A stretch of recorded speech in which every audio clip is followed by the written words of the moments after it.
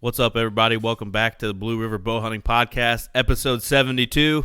I warned you guys a couple episodes ago that this was going to be like the ambassador program podcast for the next few weeks. Kind of put a feeler out on Facebook within our group and had a lot of responses. So I got a lot of people in the blocker and scent lock and all that sort of stuff lined up for the next few episodes. But this episode, I got Harrison Seybold. What's up, man? Going on, dude? Thanks for having me. I'm excited to be here. Yeah, no problem. Yeah, I think we tried to do this. I was going through my messages to you. Maybe we talked on TikTok like forever ago, and it never happened. But wow. It's finally nice to put a name to the face. You know what I mean? Yeah. Yep. It's always fun to do, man. I love talking whitetails, the industry, and anything in between it all. You know. Oh, for sure. That's what I love talking about. Right on. Well, for somebody that doesn't know you, man, introduce yourself. Well, I'm Harrison Seybold. I'm from Indiana, 24, and do a lot of hunting, do a lot of fishing, and do everything outdoors. And work in insurance, got 2 kids, and live in an 1800s farmhouse that is really hard to heat. So I got a space heater next to me. At least it's not like negative 14 like it was a couple weeks ago. Oh, dude, yeah. I'm glad it's not because it's miserable in this house when it is. Absolutely, man. So kind of the first question I lead off with newer guests or somebody that I'm just kind of, talking to is how you got into hunting. How did you get involved in the outdoors? Yeah, I mean, I was always really outdoor involved with my father. He wasn't much of a hunter. He did some hunting, when he was younger, a lot of small game hunting. He did a lot more fishing than he did hunting. I really, in my entire life, me and my dad have only hunted together probably just a couple of times, just not his thing. He's actually a vegetarian now due to health reasons. He'll eat some meat. He'll eat wild game. That's about it. Yeah. Health things he does, and it just causes him to be mostly vegetarian. So he doesn't have a big reason to do a lot of hunting anymore either. But he really got me in the outdoors. He got me into Boy Scouts, just doing a lot of hiking, a lot of just outdoor activity. And then my dad's brother-in-law, my mom's brother-in-law, both of them were big hunters. So I got one uncle in Wisconsin that was a really big hunter. And then I got an uncle in Michigan who was a really big hunter and spent a lot of time with them. And I also had an uncle here in Indiana, just 10, 20 minutes up the road, that he was a gun season hunter. He took us out opening day gun every year. And right. A bunch of little kids in the woods, never saw anything, never killed anything. But, he took us here. It was a lot of fun. And that was kind of the spark for it in me. And I was real late. I mean, I didn't kill a deer until I was like 13. So, yeah, you actually did it before I did. I didn't kill my first deer until I was 15. Okay, yeah, I was late. I had a lot of friends growing up that they had all killed deer, like 8, 9, 10, 11 years old, and then here I was 13. And I finally shot a doe up in Wisconsin at my uncle's ranch, and after that first one, it was just Oh yeah, for sure. I was just such a big athlete in like high school and middle school and growing up that it was nothing that I really thought of that much. And then my dad was a big hunter, and I started hunting with him and stuff, and it just kind of went from there. But it don't take much, does it? It takes like one good hunt, and you're just absolutely hooked. Yeah.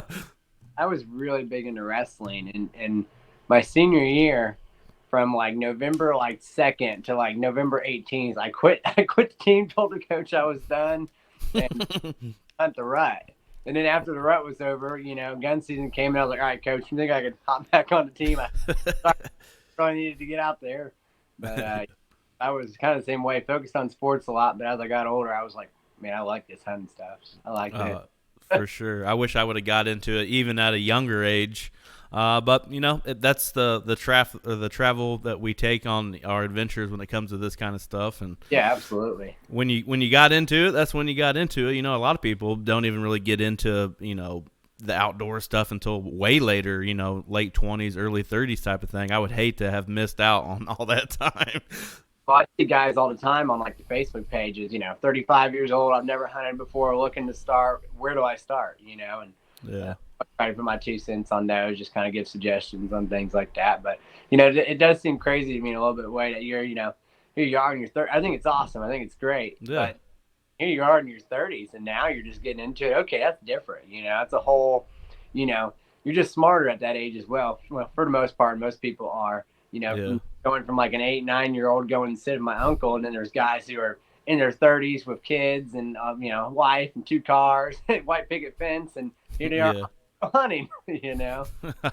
Yeah, that's that would be like a whole you could do. I mean, I know there's actually several out there. Actually, one's called Onset Hunter, helping these people that are getting into it at a later age. My thing is I've had several people around me in the last couple of years want to take up hunting. Yeah. And I try and I always say to them, please do not take all this like to the bank, because like it can be like an overload of information all at once, like especially for deer hunting. You're trying to tell them about thermals and scent game, and they're like, I don't think I want a part of this. What are you talking about, dude? If you went to some stranger who never hunted before and you sat down and started talking to thermals about them, and they'd be like, and like even in the last couple of years, I didn't even know what thermals were, and I've been doing this for, over 10 years now, and it's like I just Right. learning what thermals are, and nobody's ever explained that to me. So, man, it can be a lot. Oh, for sure. You mentioned hunting Wisconsin, and I know that obviously you're hunting Indiana and Kentucky, but talk about hunting in Indiana. What does hunting in Indiana mean to you? Well, you know where we're at. It's Oh yeah. in the Big Buck Triangle here. Hopefully not too many people hear that, but I love hunting here, dude. It's I mean, we're just filled with big bucks. Not I mean, there's not 200-inch deer walking every property, but they're here. I mean, there's good deer all around here, and that's part of like just my hype around it, man. It's every single year, every season. I always have like at least one deer, 160s, that I get on camera consistently. And it's always like, all right, this is my year, no. Right. But I mean, it's just a lot of fun to hunt Indiana because we're in such a good area. And, I just love that. I love having big deer to chase. For sure. I talked with Jordan Brown last week on here. We talked like waterfowl for just a second, and I mentioned that I'd been super into waterfowl before, and kind of went back to my hunting roots and really hit whitetails harder than I had ever done before. And it really all was based around what you just said. Like, deer hunting can be one thing or another. Some people enjoy turkey hunting more than deer hunting. Yeah. But when you live where we do, and I'm not trying to like hype it up like we're the best place in America to deer hunt, but like it's just got like a special feel to it where it's like, all right, let's buckle down, let's get after it, because there is some monsters around here. And we're in such it's a small pocket of Indiana too, really. Mm-hmm. If you look at it, if you look at where Dustin Huff killed his buck, Andrea Moffett. If you look where Tim Beck, like it's kind of the same general area. And there was a couple fellas from Henry and Rush County, I believe, that killed some 200s this year. Yeah, they had a Hancock County buck too. Yeah, that one as well. And then Scott Caldwell, he shot that 208 in Wayne County this year. And so it's just like, it's all in the same general area. Yep. Definitely, like year after year, we have multiple Boone and Crockett's getting killed around here. And then, of course, world record deer, we got both Moffett and Huff Buck within like 40 minutes of each other. That's, there's a little something special in the water. But it's for sure. a hard area to get access to, and properties are not big. That's another thing. It's like, it's tough hunting at the same time. We have these big deer here, but it's tough still. What do you think, the kind of the secret behind that? What do you think makes us such a good area? Is it just genetics, or is it, a mixture between our one buck rule and the nutrients that they're getting from all the ag? Do you think? Yeah, that's my answer too. I can't remember who I talked to, but they were talking about the amount of mineral that's in our soil around here is like extremely high to other places. And so I think that's a big part of it, is that we just have good soil. We have good farm ground around here. Yeah. We have lots of crops too, and then, I mean, genetics are always going to be a big factor, but I think part of it is just we have a healthy herd. Along with good genetics, we have really healthy herds. Yeah. Food's abundant, water's abundant. We have creeks and streams running everywhere. I mean, you can't drive a mile down the road without running over a stream or some sort of creek. Right. think that's a big part of it. Someone was recently telling me about how our soil here was super high in minerals. I can believe that. I'm sure some of my farming buddies know all about that. But you go back to what you said too. One of the hardest places to get permission on, Oh, and that is no joke, buddy. I mean, it is like if you're not family with some of these people. I mean, I know people that have worked for some of these farmers for decades, and the farmers are just like, forget it, dude. I'm lucky. I was born into a farming family. Mm-hmm. We, we're not huge farmers. I think altogether we have probably under 500, maybe a little, somewhere around 500 acres. Okay. Of that, woods is like 50. Yeah. Ag ground. That piece of woods that we do have, I actually don't even hunt anymore. There's no hard feelings with my uncle or anything. He just has younger kids, and he kind of wanted just to leave it alone for them to kind of enjoy, which I was like, no problem. Yeah, for sure. Well, I want I want them to be able to enjoy that like we did when we were younger, see lots of wildlife, and not have, a bunch of guys out there hunting all the time. So that was cool. For sure. I'll tell you one thing is like talking about with access too, man. I'm up to like almost 180 letters now in the last 2 years I've written. I have had 11 responses and one yes, one maybe. Do you ever do the people ever get hateful with you on these letters? No, actually, That's everyone. good. I mean, I had one guy who just opened my letter, wrote on "no hunting, family only!" exclamation points. Which I mean, I don't think is All right. if I take it as rude, but it was like most of them who all contacted me back all just were like, yeah, we really appreciate you writing us. That was, we like the way you asked. We prefer people to do it that way if they're going to ask. But unfortunately, we already have hunters. Sometimes people have emailed me back because I put multiple ways to contact. Mm-hmm. Place I did get permission on, and this is like we talk about access and how it's so hard to get, but sometimes it's really easy to get. So I wrote a letter to some folks who didn't even live in Indiana, but they owned some nice chunk of ground around me here in Wayne, and wrote them a letter. The landowner wrote me a letter back, said, "Have at it. You're free to do what you want. Only you, whoever if I want to take a friend or a cousin or whatever, that's fine. Give me permission to bow, gun hunt, whatever I wanted." Do whatever I wanted. He says he's owned that property 17 years and nobody's ever asked him. Wow. I know. But it's because they lived like 2.5 hours away from here, but nobody ever, 17 years of owning it, nobody ever took the time to write them. Well, I'm attempting to do the same thing. I haven't gone as far as printing a letter or anything like that, but I hunt a particular piece that my in-laws own.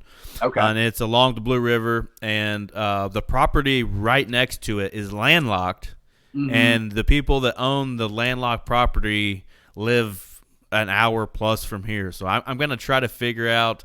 I don't know if I can just pull their name up on Onyx and get some kind of a number or an address or something, but I want to try to get access to that next to it because it's a very, very, very small piece that I can hunt there, and it's just basically like one little pinch point on the river at the bottom of a ravine, which I've never even killed anything down there. It's just something I like to have in my back pocket because that river can be like a highway for deer come a certain time, and if I can move down a little bit and have an extra 10 acres to hunt with it, that'd be great. Yeah, be nice. Yeah, I have a piece. Just one piece right along the river, and that's actually the one that I wrote the letter to. Is that guy? He had property on the land. It's 52 acres. It's not huge, but not small. Pretty nice. 30 of it's woods, and the other is tillable. Has a nice tillable field there, big finger, and goes up against the river there, and here in Wayne, and it's a nice little property. I mean, it's right between my work and it's 2 minutes from my work. So that was the best part about it. I would get off work and easy access. It was perfect, I don't feel like Wayne County gets very much attention when it comes to Indiana or even around our area. I don't even really hear that much. I mean, you mentioned the one guy that killed the one this year, but I don't feel like that county pops up very much in people's thought process when it comes to Indiana. Yeah. I'm not really sure why. I think it's partially probably because if you look at like Fayette, Union, Franklin, Dearborn, those counties those are the big buck, the real big, but we're on the edge of the big buck area, So we still have good deer. I mean, just in Wayne County alone, I know of, I don't know, probably 4 or 5 deer this last year that went 160 plus that were killed. So that's, and then of course, the 208 that was killed. So we got good deer here too, but there's more deer, bigger deer, just a little south of here. Right. And it's in, this corridor that we're in, because I'm not too far from you, it's a lot of wide open. I feel like when I'm driving 70 past Richmond or right before Richmond, it's just so wide open and very little, hardwoods that go with that. Yep. Yeah. And I where I live, right behind me there is the woods, and you can't see it obviously right now, but I own it, and it's just a little patch woods in the middle of a field. The 14-acre patch woods surrounded by ag field.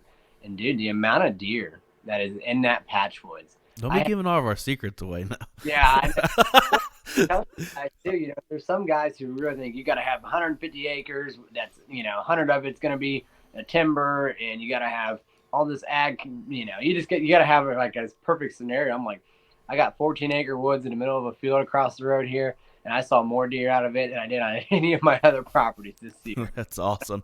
The only problem that comes with that a lot of people I think would screw up is how you get to it. Your access into the access. That's the hardest part about it this year. I had one deer that was at least 140, 145 inches in and out of there all year. Saw him on the hoof once while I was hunting. Plenty of pictures of him. But I think going into it, especially later in the year, I could see across the whole woods pretty much. Right. If you square, just look straight across, it's only a little over 300 yards. So when everything was dead in there, I was like, there's no sneaking up on this woods here. Yeah. It is hard to hunt, but I always tell the guys who are newer or looking for ground, don't sleep on those little patch woods. If you're not like die hard, I want to kill mature deer, find you a nice little patch wood somewhere, and you'll see deer. You'll kill a deer. You'll have the opportunity. Oh, for sure. My bread and butter has been patch woods and fence rows ever since I started hunting. That's what I started into. So for a long time, that was kind of the only thing I knew or how to, go about it. If I showed you where I killed my buck this year, you'd be like, dang, dude, how'd you even get out there without getting caught? Which I still don't know how we do that sometimes. But we got lucky because it was just this little bitty patch woods. And one side of it, they hadn't picked the corn yet. So that the deer were bedding in there thick. And I somehow snuck around one side of it with the wind in my favor. Next thing I know, like you said, you can see through it once everything starts dropping. And we had a very dry fall. And so it was super loud walking in there. Not only did I have to walk through a couple rows of standing corn and around to where I was going, but then the leaves, when I got there, I was like tiptoeing through there like Pink Panther or something. Yeah. It can be tough, but it's a lot of fun to hunt those patch woods. This is another challenge you add to yourself, For sure. I love the challenge of it. Sorry, I didn't mean to cut you off, buddy. You're good. There's a little bit of lag in my ear for some reason. Probably me. Oh, don't worry about it, brother. Terrain, or property layout, is it all private that you're hunting, or are you hitting some public too? I'm 90%, and it's a little bit laziness for me. I'm 98% at this point, just hunting my private ground. I want to say, altogether between where I have 100% access to, I got 5 different properties, a little over 200 acres. I've been just fortunate to meet the right people, and I rent from farmers, so I just my family farm. So I've been lucky to get access, and then I have a couple of real close buddies that they've their family has some really nice farms that they give me access to. Now I hunt with them, but yeah. It's pretty much, well, the one buddy, he just lets me go whenever, really. If I just say, hey man, I'm gonna go sit the creek stand or the field stand, he just go right on there. That's cool. Like, yeah, good luck, buddy. Hope you kill the biggest deer out there. He's a real good friend. And I got another buddy who his family's a real big farmer, and they probably have 1,000 acres, and he takes me out a lot as well. So most of my time is spent on private land. I hunted public in Indiana twice this year. Mm-hmm. But the 2 times I did win, I had really good hunting. I've seen a lot of deer and seen some good deer, and almost shot a really nice buck on public. For public, it was probably 120 inches. But, I was right. tickle pink to go back there and shoot that deer. Right. So trail cameras. How many? You said you got about 200 acres or whatever. How many trail cameras are you running? This year I ran 8 cell cams. 8 cell cams. Yeah, so not enough, but man, those cell cam bills get expensive. Yes, they do. Yes, they do. So The trail cameras, man, I have like a love-hate relationship with them. Like I love using them. I love putting them out. But this year I didn't run as many as I should have. But when the time came down to it, I already knew what was there. So I really didn't need I don't know how to explain it. I kind of like the thrill of not knowing a little bit, but I also wanted to know, so I still had some in places. Yeah. I just didn't have one on like every corner of the woods type of situation. Like you said, that even if you do like some of the free packages, and then you're, I'm out of photos now, and I want more, and then you're like, Spy Point. Man, I love Spy Point. Gets a lot of hate, but I love this camera. 0 issues with them, and I get 100 free photos every month. So, right. Times in October where I don't get 100 photos in a month some places, so it's nice, They've been in there and still does the job. For sure. I had a few spy points as well. I had a few problems with them before. All I had to do was update the malware or whatever onto a card and stick it in there and update it, which wasn't that big of a deal. Mm-hmm. That's some guys go, oh, you had to go get it to update it. Dude, I've not updated one single spy point since I've gotten it flawlessly. So I don't know if I'm just the lucky one or what, but the one camera I've had over 2 years and not a single update to it. So lucky or what, but they were great and they're cheap. I bought the one for $20 to use and the other one for 40, and can't beat that. Nah, we bought. Adam bought I want to say it was 6 or 7 spy points off somebody that was upgrading and getting new ones or whatever, and we couldn't get them to work. Couldn't figure it out. And we got them all lined up in the garage with sticky notes above each one, having them numbered. And we had to call their their service hotline or whatever. And what it was the person that had them didn't delete them off of the app. Oh. So we had to get the guy to delete them, and then we had to call the hotline back and have them all lined back up. It was real fun. So yeah, a lot of guys have told me that they hate their customer service, but dude, I just messaged their Facebook, and their Facebook is super responsive, super good at helping. That's why I tell everyone, are you having problems? Message Facebook. Dude, they follow up with me. They'll get annoying. They'll be like, did you get everything figured out? Guys, chill. Okay, I'll let you know if I need help. That's awesome. I think I've mentioned it on here before. I've kind of fell in love with the Muddies and the Stealth Cams because of the Command Center. It's an app. They run both of them together, and you can share with your buddies and stuff. I kind of like it. Yeah, so I got a Muddy this year. I got my first one, and I ran it, and it did okay.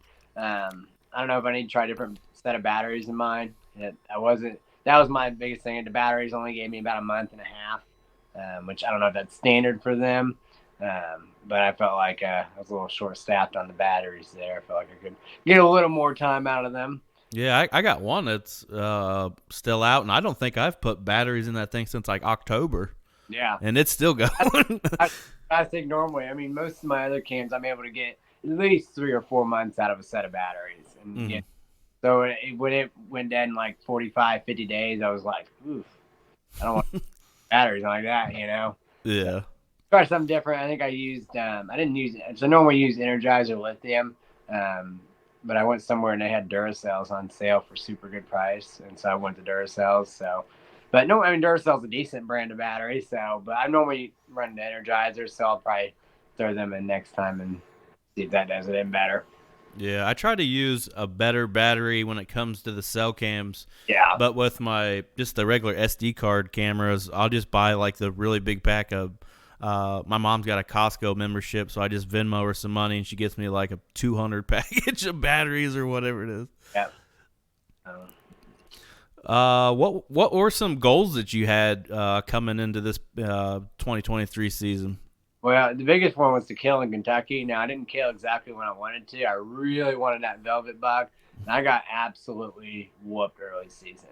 The one day walking, and the thing is, the second night walking in, it was 92 degrees. Oh, I know the day. Our walk to where we hunt was an hour. It took me an hour and 37 minutes to walk in that heat to get to. Dang. I mean, we go in there, man. Where we go, we basically follow this river. It's public land that follows this river way up, all between private. I mean, we go as far as we can pretty much go. Now, Jason Bradburn and Kyle Willis, they went even further than I did. But of course, Jason, he killed a nice velvet buck there on public. So, Man, that sounds really similar to the place that I hunted down there in Kentucky as well. And that day you were talking about, like that opening weekend, I think it was that Sunday, I think. Man, it was like 97 degrees. We went pretty deep, too.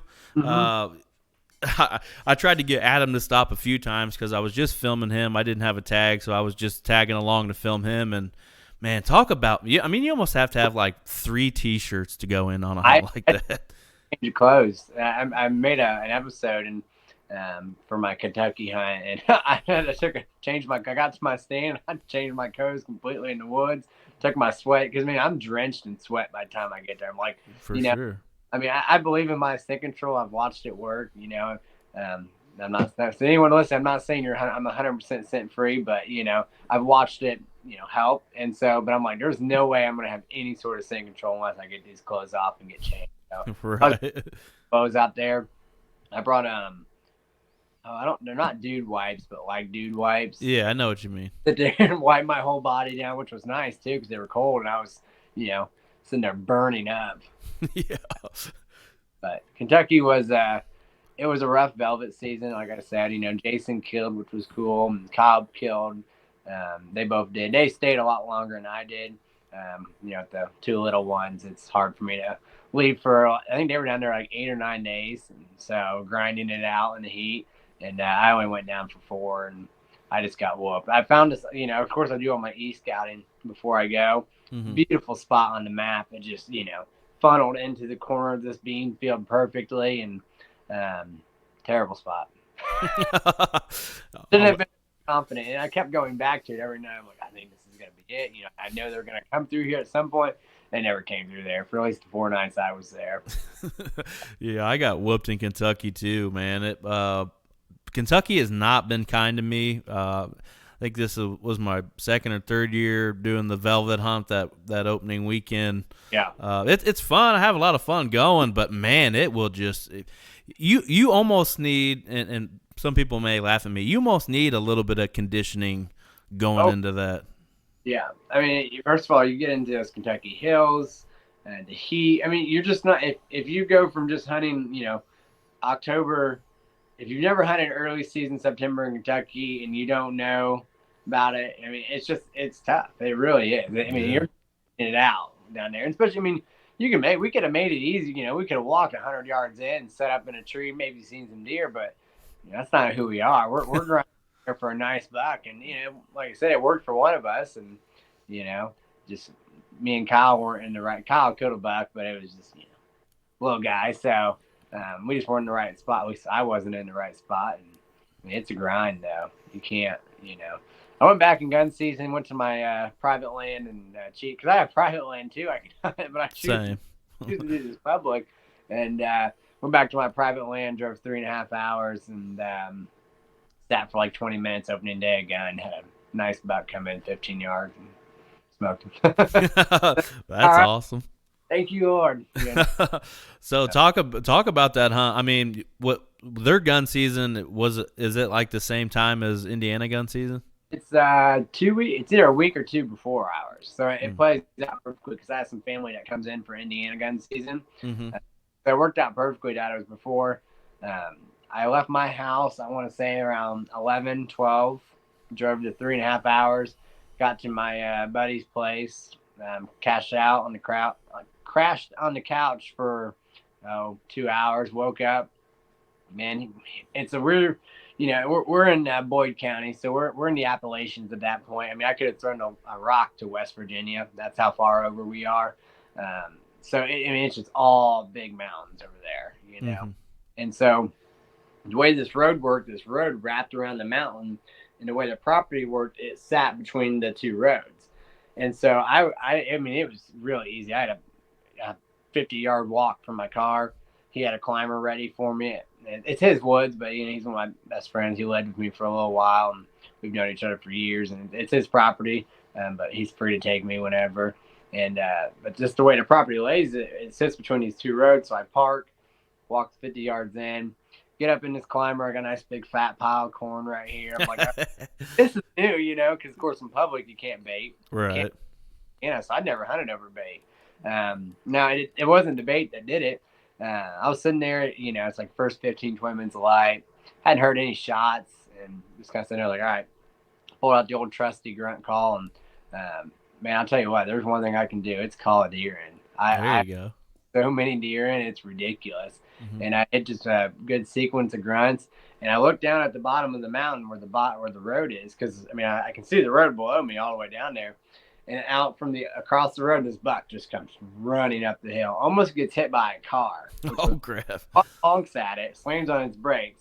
The deer's just flying up to me. It gets about 60, 70 yards up the hill and just kind of stops and starts walking in. And he got to 15 yards. And it was almost like too easy. It was nice. Oh, that's funny. I think I talked about baiting and stuff last week. I've never really I think I did it, like you said, on private land in Kentucky. I think I've done it like one time, and it wasn't even a factor in my hunt. I don't think I even had anything come into it or anything like that. But hearing my grunts, and he was running into those, Yeah. Their gun season's like peak rut, so he was just fired up, and it worked out perfectly for me. Yeah. When you hop on public land like you did in Kentucky, what's your approach to your setups? Are you got the saddle or a climber? What are you using? Never my buddies will let me borrow at that time, because I don't borrow a friend, man. I'll hit anybody up like, man, you gonna be using that saddle this week? You're not? Let me get that from you. Okay? Buddy Tyler. He's a state cop here in Indiana. Real nice guy. He let me borrow his Lone Wolf sticks and his cruiser saddle, and it was nice. I guarantee it.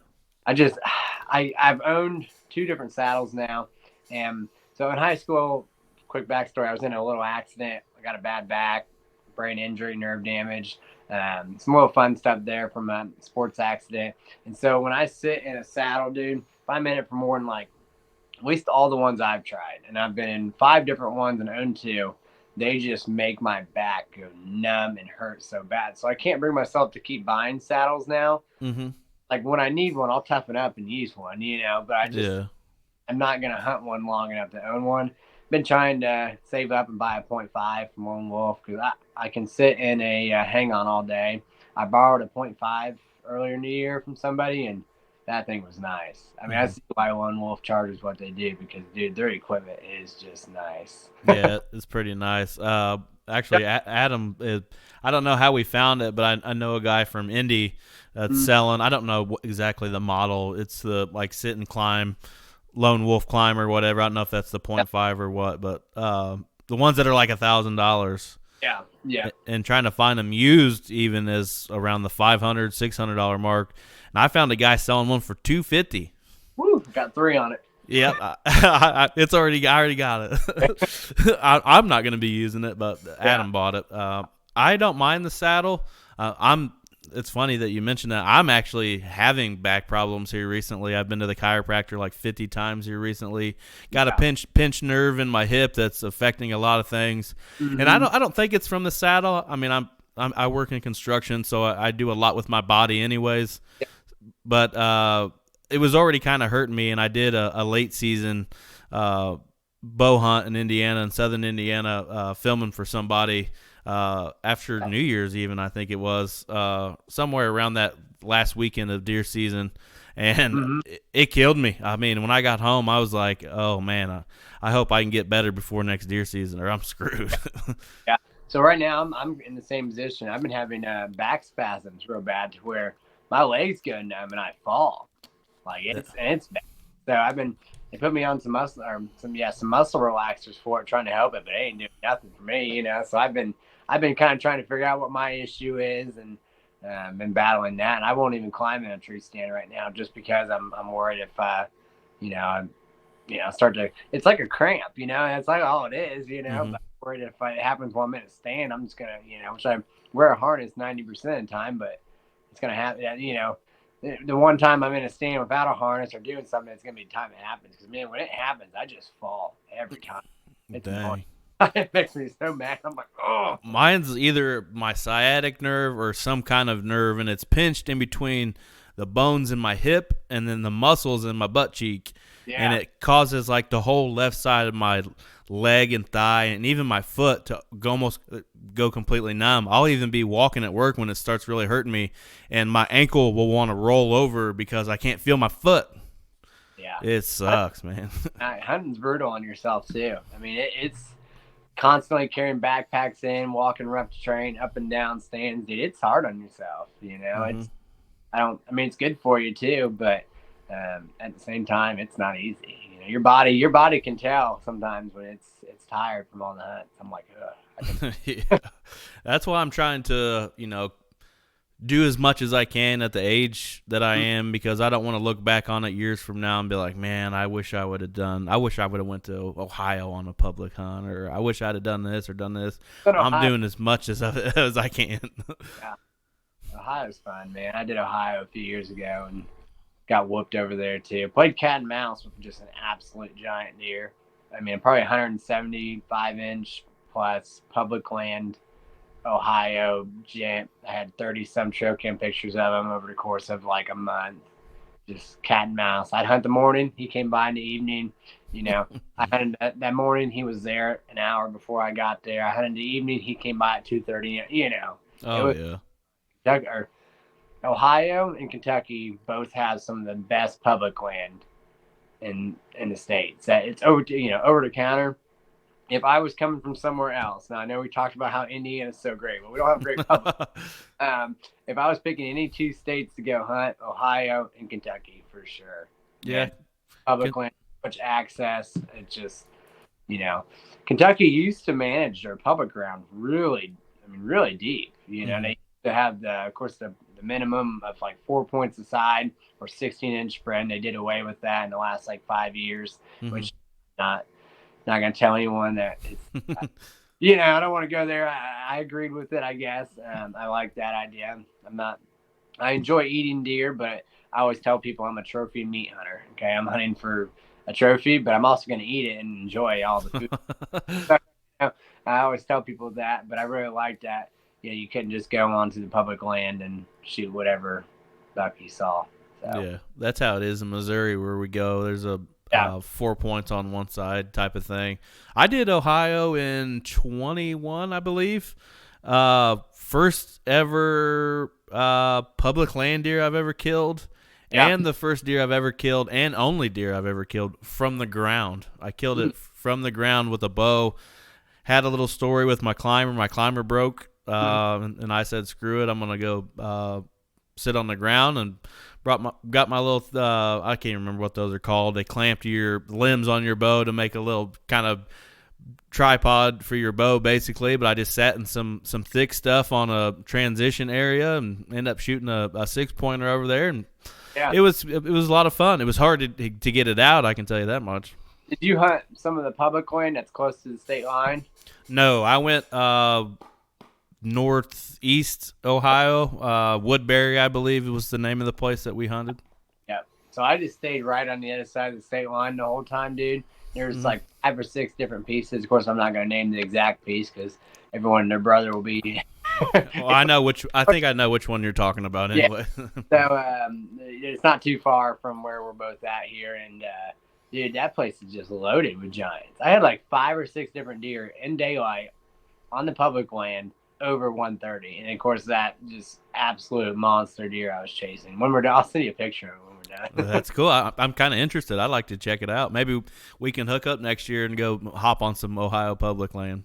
So, and then back to that public land real quick. My buddy, one of the guys who lets me hunt his property here in Indiana, he tagged out here a couple years ago. And I was like, man, go here and hunt. Sit in this corner of this woods right here. Goes there on the second night, shoots a 154. Jeez, that's awesome. Yeah, right where I had been hunting for the whole year prior to that one. So I was like, dude, I can't believe you just walked in there and did it. But I knew it would happen. If somebody sat in that woods, it was going to happen, But it's a hard spot to get to. It's not a big piece of public, but you got to go through some crap to get to it. Yeah, that's I know. It seems like all the good spots on public, it's you either got to have a kayak or hike 2 miles or something. You know what I mean? Yeah, you got to be willing to work. For sure, for sure. Um, so going into 2024, what's another goal that you have for yourself for deer at the house? Um, man, I'm not one of those big goal setters. I mean, my goal is always to shoot a nice buck. That's Mhm. really my, but it's a very broad goal. Um, I'm not one of those 140 plus 4.5-year-old has to be this. I'm not one of those guys. I want to be, and I like to think I can be, but man, it's just, you know, I enjoy shooting a deer that gets my heart going, and so 99% of the time that deer is always over 100 inches. That's one of my claims to fame. Out of all the bucks I've shot, I've not shot anything under 100 inches yet. I'm not saying it won't come, um, but I just get a nice buck. My daughter's getting to the age where might be able to start taking her, so I'm real excited about that. I mean, I take her out now. She sits with me, but she's only 4, so. Right. I'm gonna try to take her turkey hunting in the spring, see if that happens. But as for deer goals, just get out, enjoy it. That's kind of been my thing the last couple of years. Just go enjoy it. For like a good 2-year period there, I was really like hard headed and stuck on the fact that it's like I need to kill giants, mature giant deer, and then it quickly became not so fun for me. It was just Mhm. one of the, like, all right, I'm too wrapped up in you know the industry side of things, I need to kill a big deer, and it was just like, all right, I gotta take a step back and just go enjoy it, dude. Go shoot. I mean, I was passing deer that just had me fired up. I'm like, who am I who am I hunting for? The guy on Facebook that's gonna say congrats, or myself who's gonna be tickled pink, happy as can be? And there was a couple of years where I was doing that, and I was preaching it too, and it was just kind of like I was stuck in my own head of big mature deer. It's like, all right. That's well said. I can see where people could get into that and let it maybe not be in your case, but let social media in the hunting industry and that sort of thing influence Mm-hmm. your hunt. You know what I mean? Like Yeah. Oh, it I was think social media, the industry, and joining into that, and party. I mean, nonstop. My Facebook is still filled with just some, big buck killers. Certified killers, as I always called them, and mhm. it's cool. I cheer for those guys all the time. I love seeing them constantly killing big deer, but I'm just at a point right now in my hunting career. Um, I like to kill deer and eat deer and enjoy it. I don't want to go. I'm not going to go shoot a 40 inch. I think All right. I think I have a hunting log. I should have brought it with me. I don't know where it's even at now, but I want to say I passed 19 different bucks this year. So it's not like I'm just shooting whatever, but you Yeah. know, um, But you're getting back to your roots of it all, which is I think maybe a lot of people may need to second guess what they're doing and maybe do the same thing. I talk to a lot of guys about it. Man, I just love the tradition of deer hunting. That's like my biggest. I love the tradition. So going back to what we talked at the beginning, hunting Wisconsin. I love that state when it comes. Me too. We're just so rich with the hunting tradition up there. Being a little kid and going to these deer camps with my uncle, doing 40, 50 guy deer drives, just, awesome, awesome tradition. And so I've just I enjoy the tradition of it, getting together with people, hunting, not worrying about the size of the deer so much right now. And down the road, if I got, and part of it is this, I don't have property I can manage. Half my properties I hunt, I share with other people that their goals are not my goals, and it's trying to invest a lot of money and time into killing mature deer right now just isn't. If a mature deer walks by, awesome, but it's just not in my goals right now. It's just go hunt, have a good time, try and get a nice buck, hunt for past the little guys, but don't sit there and dream of that 170 right now. In the future, if I get a nice piece of ground where I can manage, that has some good size to it, some good timber, and I have other people around me managing, that will kind of, encourage me to do a little bit more managing. But as of right now, I'm just here to have fun with it. I think a lot of people resonate with that. Like not everybody has those kind of goals to shoot 140s or mature deer or anything like that. They're out there to be in the woods because they enjoy being in the woods. They Yeah. don't let people influence the way they do things, Mhm. which I highly respect somebody that's in doing something like that for themselves. I don't do it all just for the hunting industry or whatever. I personally like those challenges for myself. Yeah. I want to properly manage the deer herd in my area, or play chess with a certain buck for a couple weeks out of the year. I wouldn't say I do any of that stuff because I want somebody to, especially with our YouTube stuff and stuff like that. I don't want to do it. I'm not doing it for them. I'm not doing it to get views or clicks or anything. I'm just filming it because that's what I like to do. That's what you like about it, man. That's great. And I've killed a couple nice mature deer, and it does feel great when you get them and you close that chapter, and it's a lot of fun. But like I said, I'm just enjoying it right now, waiting for my daughter to get into it. I take a lot of people throughout the year, just getting other guys out because I'm lucky I have properties where I'm allowed to take people to, and you know Hmm. just having fun with it the last couple of years. And if something happens where I get like a true monarch, on camera, that might be a little different when I have once in a lifetime deer. But every year, like I said, I get maybe like a 160 plus, 150 good deer on camera. But it's not nothing that I'm 24. I got a lot of time to hunt. Knock on wood. Um, it's nothing that I probably won't have a chance to chase again down the road. So Right. I'm young right now, man. Just have fun, and until I can get something where I can really manage, just go out there and enjoy it. So For sure. I saw you posted on Facebook that you were selling some camera stuff. You just totally getting out of all that stuff, or are you still enjoying that? no, so that's actually Dean Brandt, Base Camp Country Real Estate. So I've been working with them as well, with just Dean. I know you had one of the guys on here a couple weeks ago as well. So I've been working with him doing media stuff, helping him with listings, just taking pictures for him. And he's just looking to move his gear so we can upgrade stuff for the real estate stuff. I So got you. I love filming, dude. That's Me a whole too. that's a whole other world of challenge. I didn't add into the mix. I am terrible at self filming, dude. Absolutely. But I've gotten probably 4 or 5 different shots on film and stuff. But man, it's like, all right, I didn't get into the B roll that I needed, and I like to, like, I think we talked about on maybe TikTok the other day or something. I don't know. You asked me about it or something. I just told you I'm just really picky about what footage Yeah, I yeah, yeah. put out, and it's not a whole lot. But yeah, just that camera gear. I'm trying to get it moved so we can upgrade cameras, and um, I'm gonna. I have one camera that's personally mine. I'm selling as well, and that's what I've been filming my hunts with.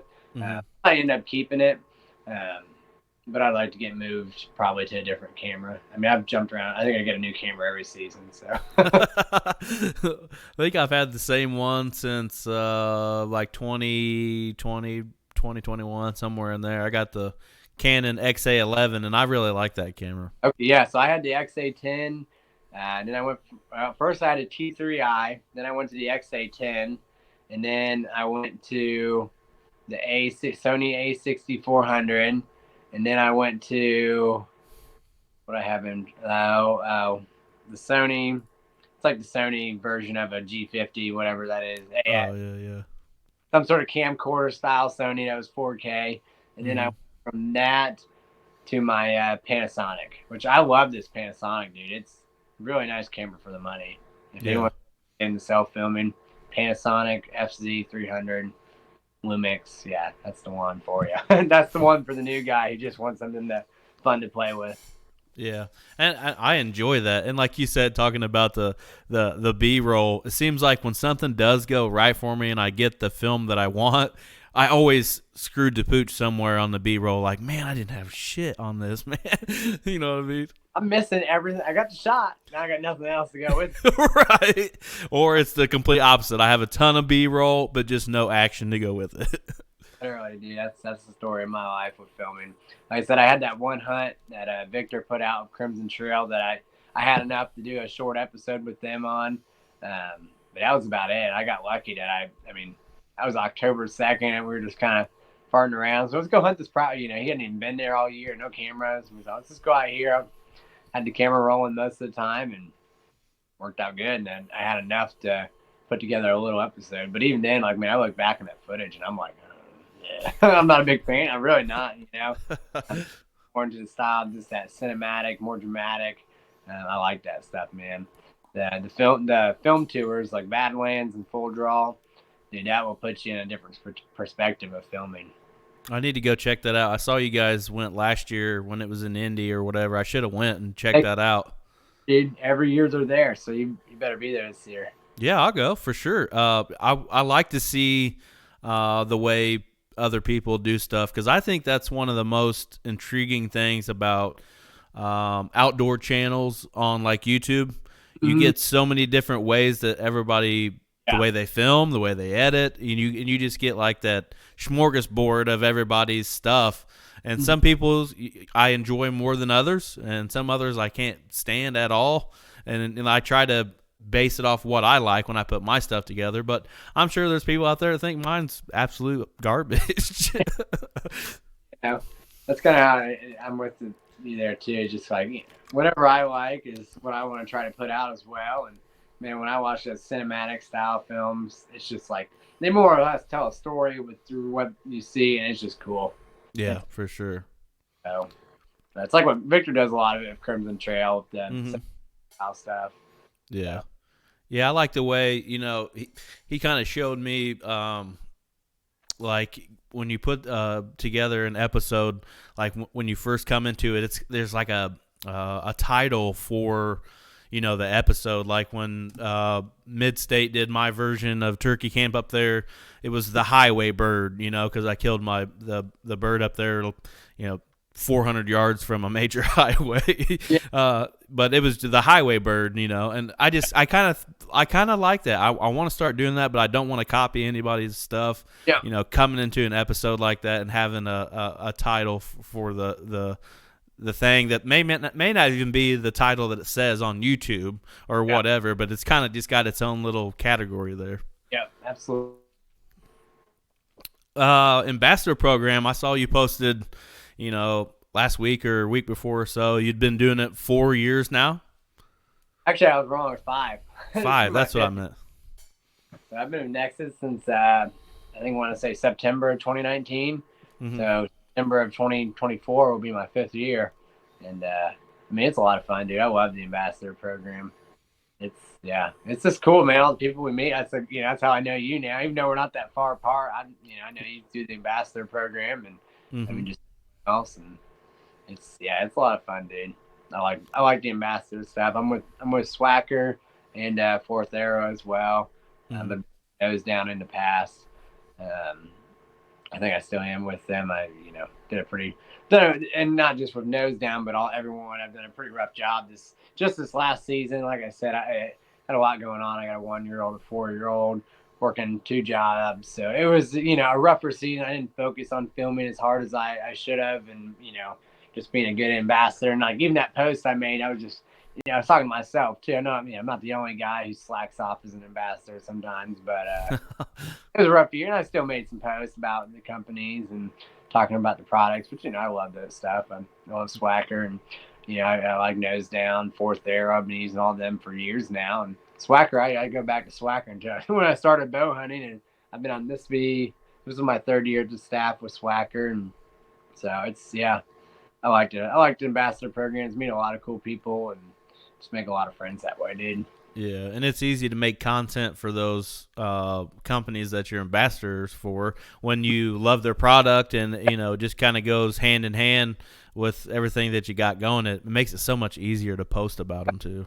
And when you believe in the stuff, there's always those guys that are just, oh, that's a gimmick. This is a gimmick. You don't need that. My grandpa killed Big Buck smoking a cigarette. Whatever. I don't. All right. Say what you want. Think what you want. It's not going to make a difference to me. It's not going to make a difference to the company.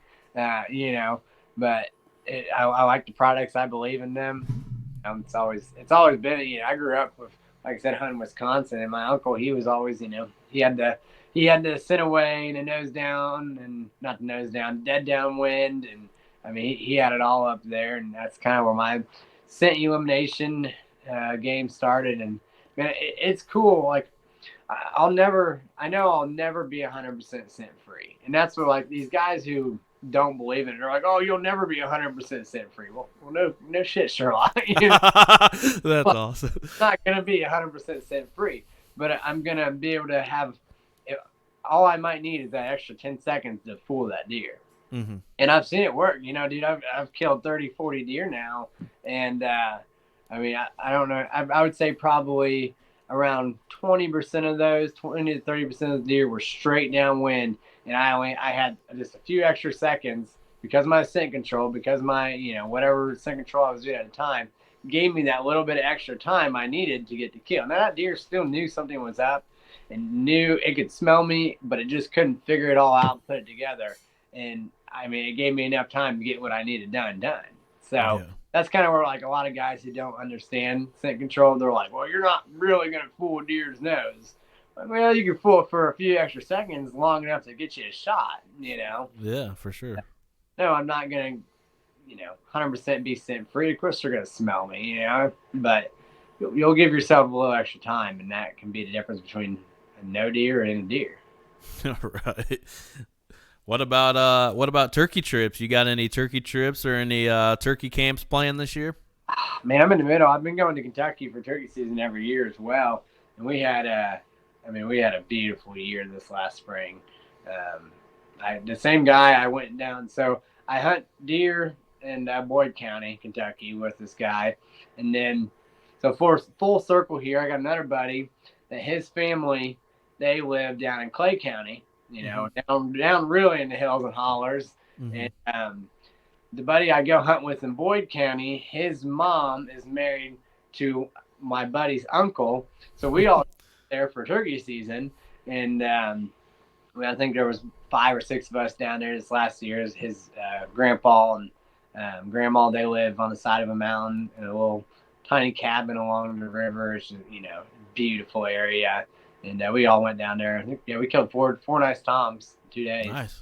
So, and I mean, it was with the cicada hatch, dude. It was just a gobble fest. And I mean, I felt like I was Eddie Salter down this. I thought I was just good at I don't know if it's the birds this year or me, but man, these birds are making me feel like I'm really good at this. I caught in 2 nice toms back-to-back mornings, right there in front of us. And the one bird made me work for it a little bit, but I mean, I called him over from the whole other side of a mountain. I don't know if he flew across from one ridge to the other, but I mean, he was easily 600-700 yards away. And when I called it, because it's all Daniel Boone, we're mostly hunting Daniel Boone. They have his family owns a good chunk of ground as well. Mm-hmm. Where I was mostly hunting was just Daniel Boone tracks, and they're just everywhere down there. And so I just drive the roads and stop on the road because I mean there's nobody on those roads down there. You're gonna Right. Turn my truck off and roll down my window. I know we were driving, and then I mean we just barely heard it off in the distance. I looked at my buddy, I was like, "Is that a gobble?" He's like, "I don't know, maybe." Do it again. And we heard it again, and then we just, all right, pulled the truck on the ditch there and started going up the mountain. That was a fun one, just to sit there and work a bird. And the second bird that I called in was for my buddy who I was hunting with. We were driving down the road. The bird crossed the road in front of my truck, went onto some private land. We drove down the road about 80 yards, pulled off, went up into the Daniel Boone track, like 50 yards off the road, and I called the bird back across the road and shooting it. That's awesome. Yeah, got that one on film. I didn't get mine on film because I was just so focused on trying to kill that bird. Mm-hmm. I went the year before, and I'm wild with these hunts, man. Like I'll leave my house at midnight, drive 5 hours, hunt for like 5 hours, and then turn around and drive 5 hours home. Well, you're crazy for doing that. Like I know, I don't know why I do it, but I just enjoy it so much. And so that first year, that's what I did. I left my house like 11 o'clock midnight, picked up my buddy, drove down to southern Kentucky, got there at like 4 something in the morning, woke up at like 5:30, went turkey hunting for a few hours in the morning, got to like 1-2 o'clock in the afternoon, said, well, better drive the 5 hours home. And turned around, went home. But this year I went down for 2 days and gave myself a little more time to hang out and enjoy camp. I don't know if I'm going to go back this year. I'm still trying to figure out what my hunts are. Really want to get out west for something, whether it's turkey or an elk over the counter. I don't know. I got a new buddy actually did his insurance recently. He moved here from Wyoming. He was telling me telling me to put in for Wyoming, and he's got the spots. So I'm like, all right, man. don't tip me of a good time. All right. Yeah, that's a long drive there. Yeah, 21 hours I think to where he's from. Dang. I hunted Kentucky for turkey that's how I actually started turkey hunting. My grandparents lived down there. I owned some property down there. Basically my whole side of my dad's family is all from down there. Russell County, Wayne County, right in there. I did great down there for years. I mean, that's how I cut my teeth in turkey hunting, was learning how to hunt Kentucky. And I know exactly what you mean by flying across a ridge like that, because all of our property that we were hunting was right along Lake Cumberland, and those birds like to roost right there along the ridges, or I wouldn't even call them ridges. They're like cliff drop-offs down to the lake. Mm-hmm. And one day we were working on this on a couple of birds, and we kept kind of inching closer because they never were really moving. And we were young, too. I think I was like 16 or 17 years old. Yeah. And what we figured out is they were on the other side of the lake. And you can only imagine what these birds were probably doing. They were probably just strutting back and forth along that edge and just kept gobbling. So at a certain point, I told my cousin that was with me, I'm like, I'm tired of these. We've heard these birds gobble like 100 times. They're not moving. They're across the lake. It's over with. We're done. So we go back up this ridge to the top, and I was trying to call in the other direction to see if there was anything else that would respond near. They had like a horse pasture and stuff out there, so I knew we had a pretty good chance if we set up close to that. But when I started calling, those birds gobbled again, but they were on my side of the lake. So they must have pitched across or whatever, and when they gobbled, we just hit the ground because they were close, man. But chasing Kentucky longbeards, I think it's a pretty special thing down there. Their flocks are so much better down there, and then I don't know where you're mostly in Rush or Henry. Rush, Henry, Hancock. There's basically hardly any turkeys where I'm at. Even over here in Wayne, our turkey population is pretty bad. I mean, it's not that great. Now you get down into Fayette and you get some good sized flocks down there.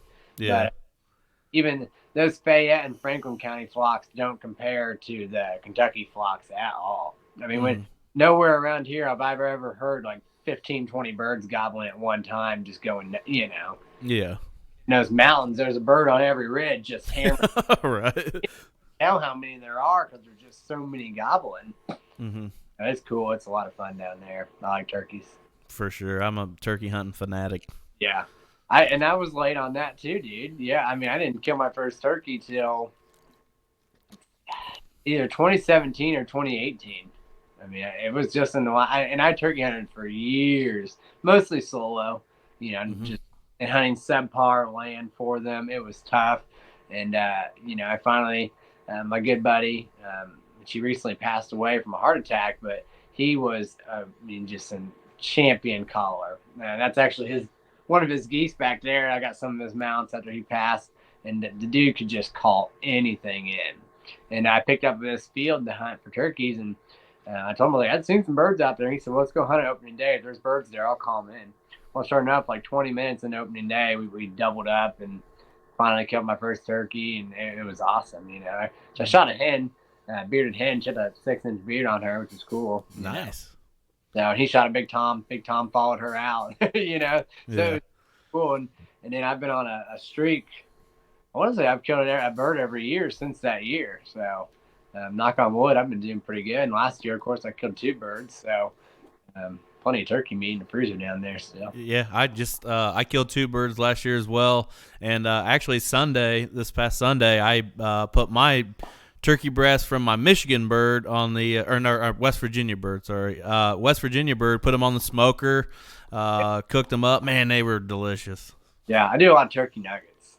Mm-hmm. I love the turkey nuggets. I don't even really know what I'm doing when I'm making them. I just start putting random stuff in a bag, put the meat in there. We just wanted to try the smoker thing. Me and the neighbor have been cooking a lot of stuff. He got a smoker for Christmas, so we're like, two grown men like acting like little kids wanting to cook stuff all the time. But I like the turkey nuggets as well. I'll give him a shout out for this one. But last year, our Indiana turkey camp, I was with a buddy that used to be on our stuff. He started his own stuff now, but Zane Sparks, I don't know if he had too many beers or he already had this recipe, but we cut it up into nuggets, and he used ranch as a binder and used Andy's fish seasoning. And oh my God, dude, they were money. I'm gonna start cooking my turkey nuggets like that. I'll try something like that. Yeah, it's pretty good. I love turkey, man. Turkey's probably my favorite. I mean, out of all of them, out of deer, duck, goose, rabbit, whatever, I like turkey, man. I can eat the crap out of some turkey. Oh, for sure, man. Well, buddy, man, I appreciate you coming on tonight. I'm glad that everybody has kind of reached out to me. I've had more than enough people reach out to me via DM, and I'm glad that you said that you'd come on and do a show, man. And we'll have to get you back on here at some time, man. Absolutely. Hopefully turkey season's good for us both here, and maybe we'll have some turkey stories to tell next time. Absolutely, and you don't live that far, man. Whenever we're gonna start having bow shoots in the summer, and cooking up some wild game and hanging out, man, you have to come over and visit. Yeah, absolutely. I'll drag Victor along too. Yeah, like 10 minutes from Victor, so not far at all. Oh no, not far at all. Well, tell everybody where they can find you at on the old social media. Everything's just under Harrison Seybold. Instagram, Harrison Seybold is one word. Facebook's Harrison Seybold. TikTok, which I don't post a whole lot on TikTok, but I think that's also Harrison Seybold. I think all my social media is under the same thing. It's just my name. That's pretty much it. I think TikTok and Instagram, Facebook. Awesome, man. Well, thank you everybody for tuning in this week. If you're in podcast land, hit us with a rate and review. We haven't had one of those in a while. If you're in YouTube land, hit that like and subscribe button for us. It helps us out tremendously. And we'll be back here again next week for episode 73 with another Nexus member, Warren Bailey. We'll see you next week. He'll be fun to talk with. Oh, I'm sure. See you guys.